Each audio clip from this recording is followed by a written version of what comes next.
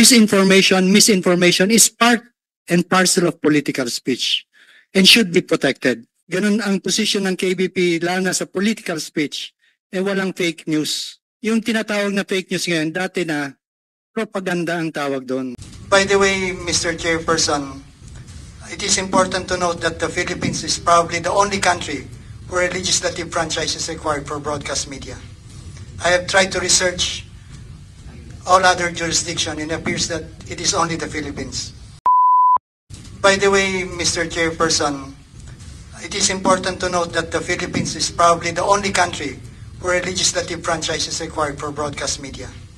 I have tried to research all other jurisdictions and it appears that it is only the Philippines. This is probably because we hazard to opine that this is probably because broadcast media is considered a public utility in the Philippines. But it has now been classified as a public service with the passage of the Public Service Act. And so probably Congress might want to revisit the power to grant legislative franchise. As stated by the prior speakers, the freedom of expression of the press and media are so important. They are cornerstones of democracy. And even in the legislative franchise, these are protected rights. It is important to note that even the legislative franchise issued by Congress requires that no prior restraint should be exercised or no censorship should be exercised in the broadcast. And it is only required that the broadcast is cut off after the fact. Also, it is the position of KBP that political speech should be granted the highest respect.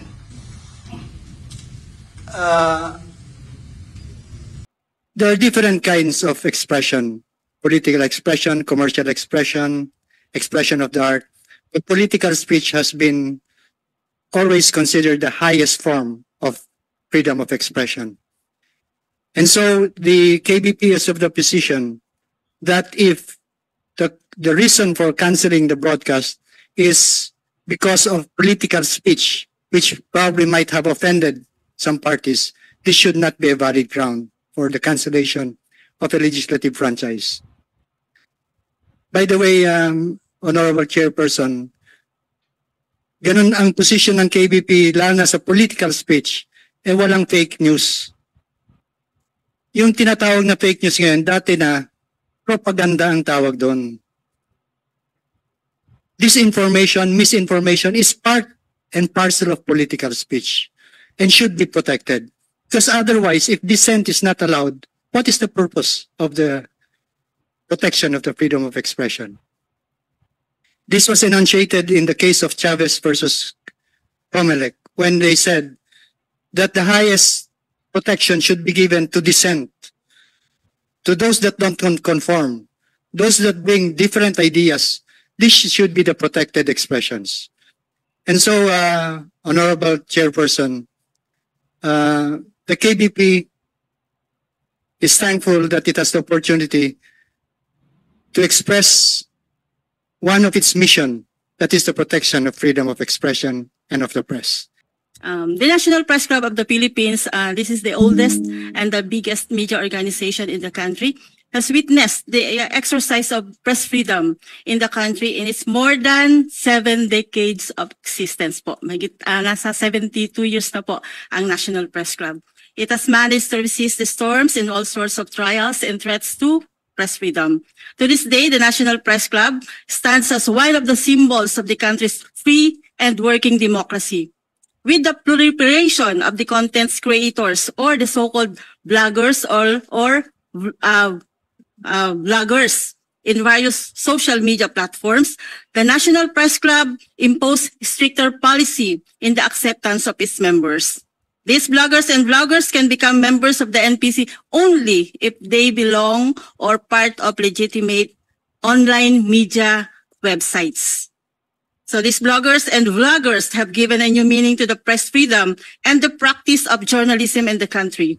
They make the public believe that they are part of the mainstream media by creating and delivering their messages to the public through various media platforms without the benefit of being subjected to rigorous editing and or editorial control. In short, they were not accountable to anyone, not even to themselves. Most of them were encouraged to post because online platforms were paying them good money, which traditional media owners could not match. The most unfortunate part is that they could post everything and anything under the sun, which often result in confusion and misinformation among the public. Indeed, these so-called content creators have been redefining the rules and boundaries of journalism and the meaning of press freedom, with many of them not trained on traditional mode of reporting. They could not care less about journalism code of ethics.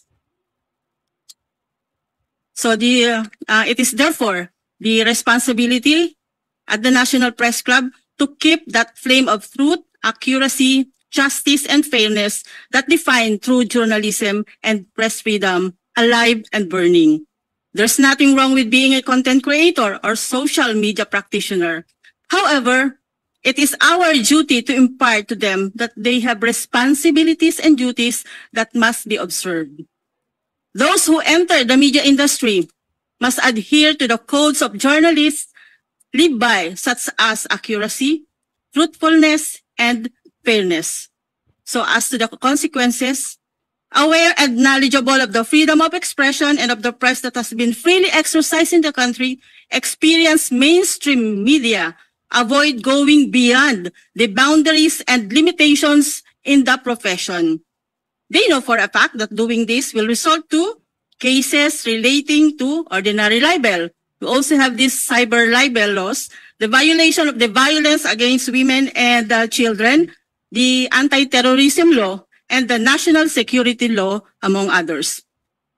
NPC members are kept informed of their duties and responsibilities in the exercise of their profession and warned the possibilities of facing such charges if found to be abusive of the freedom given to them by the Constitution.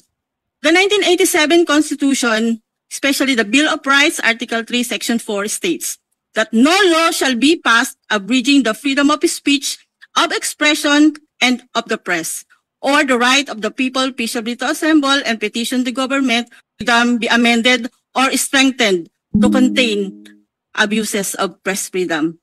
That's all, Senator Padilla. Maraming salamat po, Ms. Lydia Bueno ng National Press Club. Mamaya po, may mga tanong din po kami. Opo. Susunod naman po natin si Attorney Anthony A. Abad. Prof,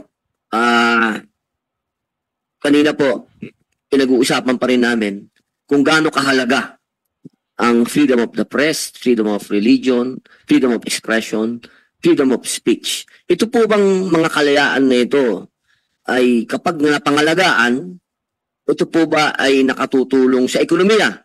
At kung ito naman po ba ay iyong sinakal, ito po ba ay nakakaapektong negatibo sa ekonomiya? Okay. Una-una, marami pong salamat, Mr. Chairman. I'm happy that you invited me again to your hearing. I was a little puzzled na dito ako sa press freedom. And I'm to clarify, I'm not representing anybody related to the SMNI case. I'm here purely as an academic. I do not also represent Ateneo de Manila, my home university. These are my own personal opinions. But I'm also, I'm also a former broadcast person. I used to be with Bloomberg Philippines, no, until they terminated the license. No, I used to be a host of a program.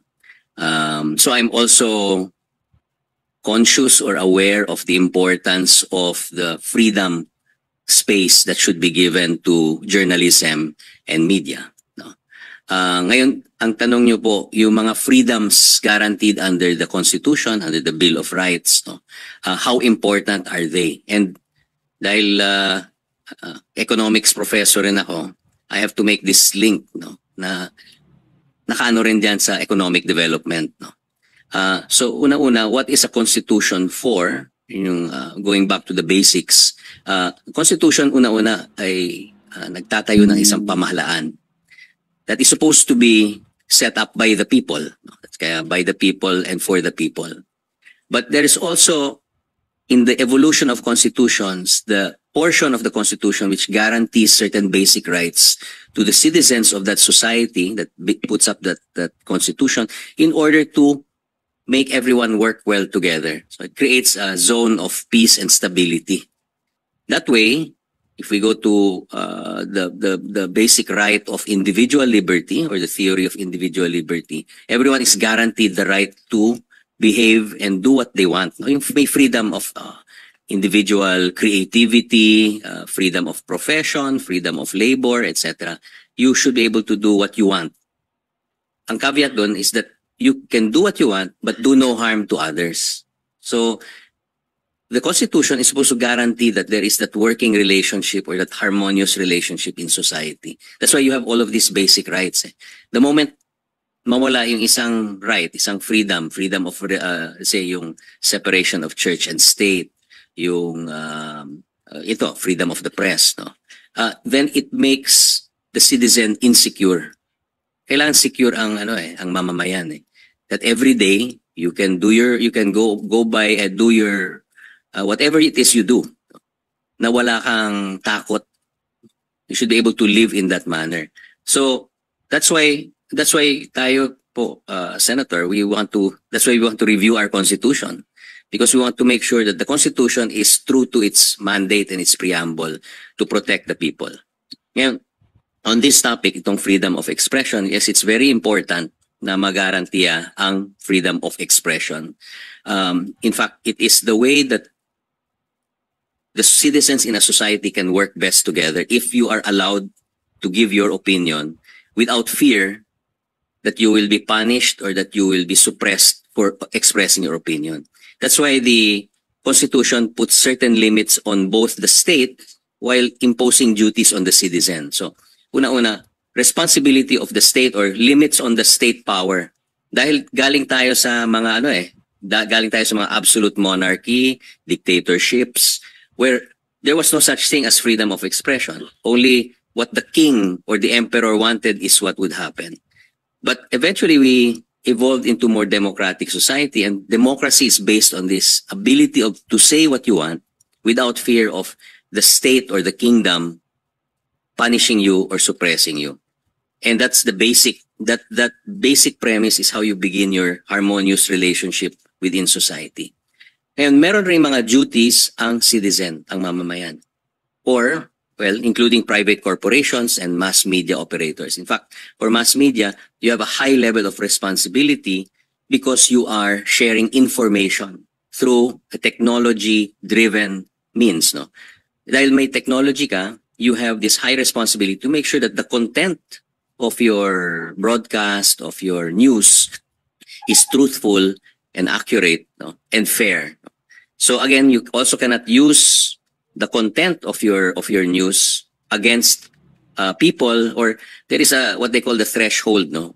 When your words or your content will cause harm to others. So itong balance na to, ito ang importante sa isang society, no? Katulad ng Pilipinas, and the Constitution should guarantee this, no? That's why yung yung religion, no?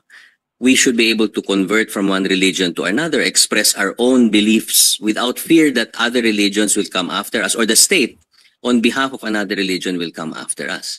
So, yan ang standard po natin is that we should always be able to go from one place to another within the Philippines and do what we want to do within the Philippines without fear. If we can do that without fear, we can express ourselves, we can know without fear, but at the same time, also not doing harm to others, no? If we can do all that, then you've achieved already what is the most important in society. And pag wala yung security at peace, wala rin tayong economy. Kasi walang mag-i-invest dito. That's why first thing is we want to remove all of these restrictions to investment. Then you want to make sure that the Philippines is a place that is safe for anybody to invest in, anybody to work or to do what they want to do. That's the Senator. So, well, if we go to review our Supreme Court cases, to look at these basic freedoms, always remember it's a matter of balancing between the state responsibility to take care of the people, but at the same time to prevent abuse at also to guarantee na may responsibility ang mga mamamayan to each other. So rule of law is very important. If you do anything harmful to another Filipino, you should be punished for it also. But for this case, I have no, since I'm not privy to this case, I cannot also comment on it properly. All I can say is that in both for the state and for the mass media operator, always guarantee due process. And then we have standards of due process already in our jurisprudence. No? So pwede rin natin pag-aralan yan in doing that. So what's important is it's always open. You are given the right to counsel and to appear and to propound your rebuttal to any statement that is made from one side against another. So basta meron rin yung due process space, importante rin yun. And finally, Senator, Mr. Chairman, I think this might be an opportunity for you to review maybe our legislation, our regulatory framework for mass media and press and journalism. No? Ang problema ngayon is due to technological advancement, as was pointed out, no, ma'am, na it's very easy for people to put out their thoughts and opinions now. Very easy dahil sa social media. You don't want to impose on social media. The state should not be intervening in social media in a way that it prevents people from expressing themselves. But at the same time, may responsibility rin eh. Yung problema nga yung katotohanan. What is true? No? Diba lahat tayo naman guilty sa Instagram of not being exactly truthful. No? We always put out our best photos, diba? Our best ano. So in a way, parang may, what we see in social media is always people's best foot forward. So we have to be cognizant of that. And when we craft our laws, our new laws and regulations for freedom of expression, for mass media, for everything, no, literature, advertising, lahat yan may creativity, content, may expression. And there's always a danger that there's falsehoods or maybe something harmful that will be put in that content. So we have to be very careful. I think it is important that we do review content, but also at the same time, we have to be careful about how we review. Kasi hindi tayo, gusto natin, we don't want to go back to the days of, let's say, sa US colonial government. Yung problema sa constitution natin, actually, it's evolved from the US colonial structure. And remember, US colonial government is not the same as the US government.